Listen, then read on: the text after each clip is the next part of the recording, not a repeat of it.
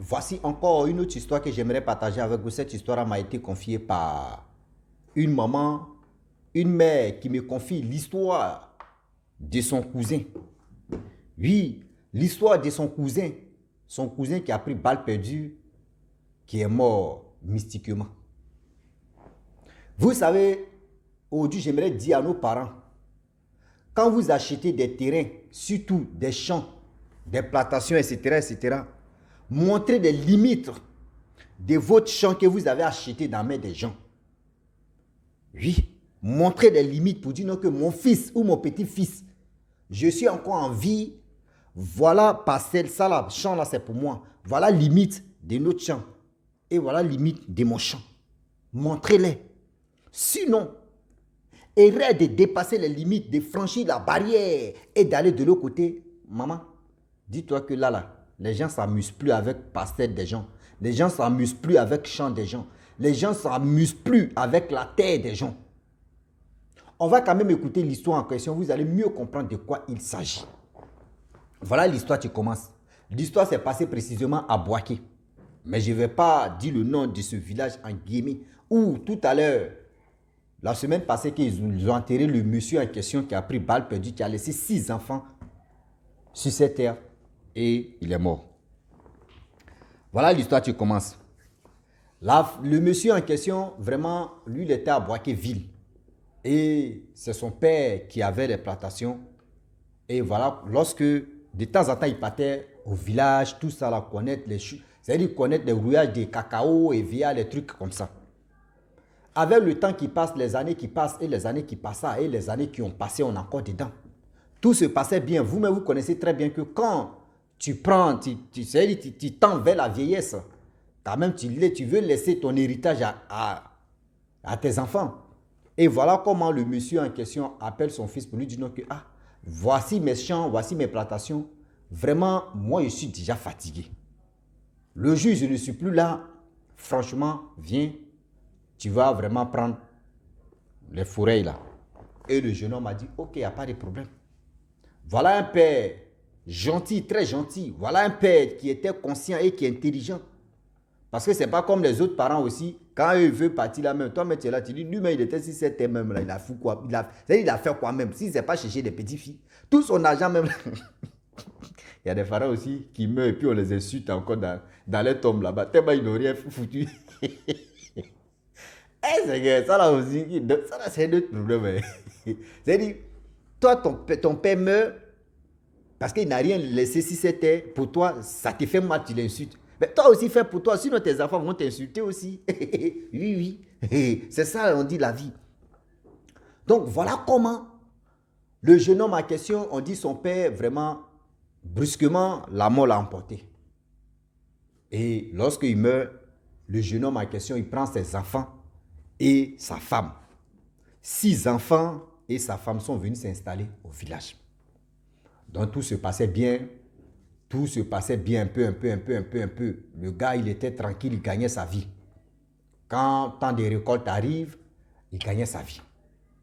Voilà l'erreur qu'il a fait. Le gars, il avait limite du champ avec quelqu'un d'autre, des voisins, des champs aussi. Le jeune homme en question, il a labouré, il a travaillé, il allait rentrer dans la forêt. C'est-à-dire dépasser limite, borne même, dépasser ça, aller prendre, récupérer au moins quelques moitiés des champs de l'autre personne. Et la personne a dit, mon frère, côté que tu as touché là, c'est pour moi. Le gars dit non, que ce n'est pas pour lui, que c'est pour son papa. Que c'est son papa, tu lui as donné ce champ là. Il dit non, ça c'est pour moi.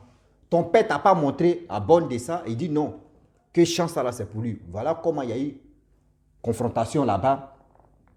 Et la musculature, et ça a commencé à se dégénérer, à aller à gauche, à droite. Au fur et à mesure que le temps passe, vraiment, les deux personnes et les deux personnalités, ils ont commencé à se chamailler.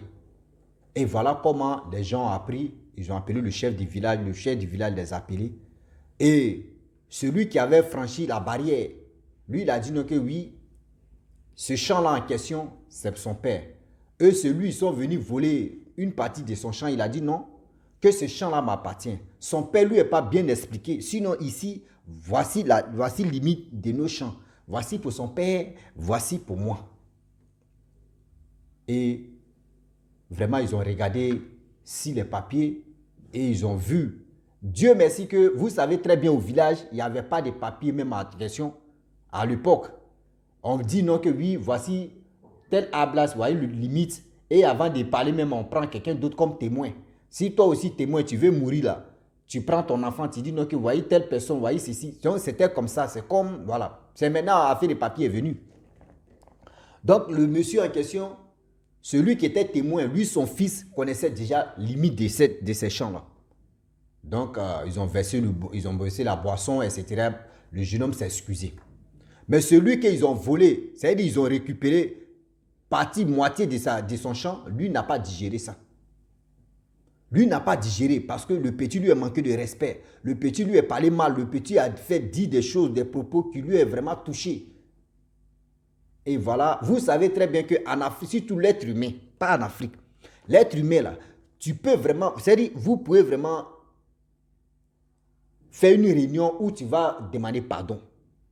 Et quand tu vas demander pardon, il peut accepter. Il y a des gens qui acceptent pardon facilement. Mais il y a des gens là, aux yeux de tout le monde, quand tu vas leur demander pardon là, ils vont accepter. Hein.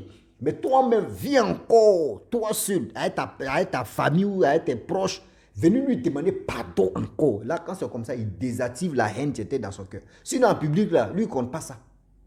Souvent, il y a d'autres personnes aussi qui préfèrent qu'on leur demande publiquement pardon. En privé, là, ils détestent ça. Ouais. Il y a des gens comme ça. Aujourd'hui, ceux qui m'écoutent, moi, j'ai fait le village, j'ai grandi au village, j'ai fait toute mon enfance au village. Je connais comment les choses se passent au village. Même quel que soit au village comme en ville. Quand tu blesses une personne, quand il dit blesser une personne, c'est-à-dire que tu offenses une personne et que tu veux lui demander pardon, il faut lui demander publiquement pardon. Il faut lui demander privé pardon. Tu vas voir, toute la haine qui était dans son cœur là, ça va passer. Essayez ça. Un jour, vous allez venir me donner, c'est-à-dire en commentaire, vous allez écrire pour dire aussi vraiment, conseil que tu as donné là, vraiment ça a marché. J'ai essayé puis ça a marché. Il y a des gens qui ne pardonnent pas, hein. Mais eux, les pardons là, c'est en privé. Si il faut leur demander pardon en public, eux, ils n'aiment pas ça. D'autres aussi, ils n'aiment pas que tu leur demandes pardon en public et en privé. Eux, ils veulent en public. Donc, si toi, tu as enfoncé quelqu'un, demande-lui dans les deux versions. D'ailleurs, en public d'abord. Après public, et tu viens en privé encore pour lui demander pardon. Tu vas voir, il va désactiver ça. Je connais plusieurs personnes dans mon village, ceux qui étaient comme ça. Oui, grandir avec les grandes personnes, c'est bien. Hein. Aujourd'hui, on traite les vieillards comme les sorciers ou comme les sorcières. Sinon, c'est très bon. Là, tu connais les rouages de la vie un peu, pas pour dire que tu connais tout. Ah oui, on parle en anglais ou on reste en français. You close the heart, the people heart, the strategy, your heart. Dans la vie, il faut être tes stratégies. Yeah, c'est anglais brut. Donc voilà comment le monsieur en question, le vieillard, n'a pas accepté le pardon de ce jeune homme. Malgré, ils ont, devant tout le monde, il dit, ouais, ok, il laisse tomber. Le gars, il a gardé ça dans son cœur. Voilà comment le vieillard, il a lancé missile aérien. C'est-à-dire, missile, même tu vois, ça passe comme ça, tu penses que ça allait chez Poutine. Là, ça partait chez le jeune homme. Le jeune homme avait il avait 6 enfants, le monsieur, il avait 6 enfants plus une femme. Voilà, missile, tu frappes dans ses côtes. Boum, mystique. C'est-à-dire, missile mystique est rentré dans son corps. Boum. Ah ouais, rentrer dans son corps. Combien de semaines plus tard, après des discussions, après, vraiment, ils ont fait réunion, tout ça là. Vous voyez, missile, tu décolles dans ses côtes. Le jeune homme ne peut plus aller au champ. C'est sa femme qui partait au champ. Au fur et à mesure, maladie de 3 semaines, le gars est KO, il est mort.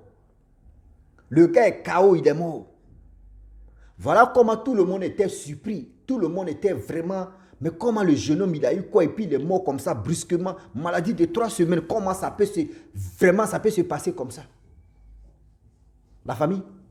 Ou en décembre, tout le monde se préparait pour faire la fête de nouvelle année. C'est là, lui, il est tombé au front.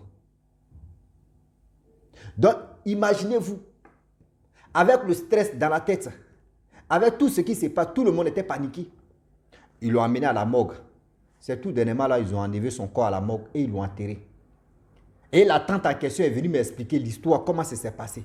Après ça, ils sont allés consulter pour voir qu'est-ce qui s'est passé. Et le jeune homme a pris balle perdue, il est mort. Il a laissé ses 6 enfants sur cette terre. Dans la consultation, allez voir papa Okechi, on dit non que oui. Il a fait discours avec un vieillard. Mais ils ont demandé pardon en public. Le vieillard n'a pas, pardon, il n'a pas digéré. Si le jeune homme était parti en privé, demander pardon, il allait vraiment accepter et désactiver la haine qui était dans son cœur. Et voilà comment les choses se sont passées. Moi, ce topo-là, où on demande pardon en public, on demande pardon en privé, là. Moi, étant petit, ils m'ont trop enseigné ça. Donc, c'était déjà dans ma tête. Et c'est déjà toujours dans ma tête. Et voilà comment le monsieur en question a lancé missile aérien, missile débattant, c'est-à-dire missile même mystérieux, missile mystique. C'est parti dans ses côtes, beau, et il est mort. Voilà comment ça s'est passé. Il a laissé ses 6 enfants. À cause de qui? Je pense que le père a fait bonne chose, mais il a fait l'erreur. Lorsque vous êtes encore en vie, maintenant tout est basé sur les papiers. Maintenant, si tu achètes forêt ou tu achètes champ ou tu achètes la terre, tout est ici. Un plan maintenant. C'est-à-dire 6 papiers. Là, on sait déjà, mon frère, ce que tu as acheté là, voyez limite de ça, voyez ceci, voyez cela, voyez comme ça. On sait déjà comment ça se passe. Donc, j'aimerais dire à tous ceux qui m'écoutent matin, midi, soir, attention, attention. Attention, attention. Le Dieu est vraiment risqué. Je le dis et je le répète. Attention, attention. Le Dieu est vraiment risqué. On ne finit jamais d'apprendre. Donc, j'aimerais dire à tous nos parents, vous qui êtes en vie, vous qui êtes là, si vous voulez laisser l'héritage à vos enfants et vos petits-enfants, soyez sûrs et montrez les limites de vos forêts ou de vos champs. Il ne faudrait pas que les enfants rentrent dans la forêt ou dans le champ des gens et ça va envoyer la mort. Ah oui. Donc, faites attention, s'il vous plaît. Le Dieu est là, le Dieu est très sensible. Le Dieu est là, le Dieu est vraiment risqué. On ne finit jamais d'apprendre. Quand nous sommes là et on relate les histoires comme ça, c'est pour aider tout le monde d'être vigilant et vigilante. Parce que si vraiment, tu veux vraiment rester là, en train d'ignorer plusieurs choses, dis-toi que, mon frère, l'ignorance là envoie les gens à l'abattoir. L'ignorance qui est là, envoie des gens à l'abattoir. Donc j'aimerais dire à tous ceux qui m'écoutent matin, midi, soir, quel que soit où tu te trouves, pardon, ouvre les oreilles, écoute ce qu'on te dit. Ouvre tes oreilles, écoute ce qu'on te dit. Je pense que ça va quand même te sauver la vie. Ça va quand même te sauver aussi quelque part. Je le dis et je le répète. Ça va encore te sauver quelque part où tu ne t'attendais pas. Donc j'aimerais dire à tous nos parents, tous nos connaissances et tous mes abonnés, même si ce n'est pas au champ, ça doit être à quelque part. Quand on te confie des choses, sois sûr et soyons sûrs aussi que cette chose qu'on te confie là, il faut connaître les limites de ça. Il faut connaître les principes de ça. Aujourd'hui, il y a des parents, il y a des grands-parents qui confient des fétiches ou des choses à leurs enfants ou à leurs petits-enfants comme héritage, mais qui ne connaissent pas le rouage de ça. Et les mêmes fétiches encore qui viennent les tuer eux-mêmes, les enfants ou les petits-enfants qui les commandent. Beaucoup de personnes sont tombées au front comme ça. Ah yeah. You close the heart, the people haunted, never haunted hard. Yeah. Il dit, on a un problème avec français là, et anglais là. On a fini français, c'est anglais maintenant, tu as couru. Ah yeah. Est-ce que vous comprenez? Donc j'aimerais dire à tous ceux qui m'écoutent aujourd'hui que je le répète et je le répète encore. Nos parents, s'il vous plaît, soyez vigilants, sinon ils vont vous vigiler. À cause de la terre aujourd'hui, il y a des gens qui ne jouent plus, qui ne s'amusent plus, qui ne tolèrent plus des choses comme ça facilement. Il y a des personnes aujourd'hui qui ont peur. Aujourd'hui, quand on leur confie au moins forêt ou le champ même, ils ont peur même de travailler là-bas parce qu'ils ne savent pas si cette parcelle-là, qu'est-ce qui s'est passé d'abord, si le sang est versé ou soit si le sang n'est pas versé. Donc faites attention. Voilà comment le jeune homme en question Le monsieur a perdu sa vie. Il a laissé ses 6 enfants plus sa femme. Bon, moi-même, je me pose la question, est-ce que sa femme même va aller dans le champ là? Mais elle va aller dans le champ, je sais qu'elle connaît les limites en même temps. Elle connaît les limites en même temps. Ah oui. Donc la famille, franchement, c'était une petite histoire que cette maman-là m'a confiée de son cousin. Et voilà comment son cousin a pris balle perdue. Donc j'aimerais vraiment m'arrêter là.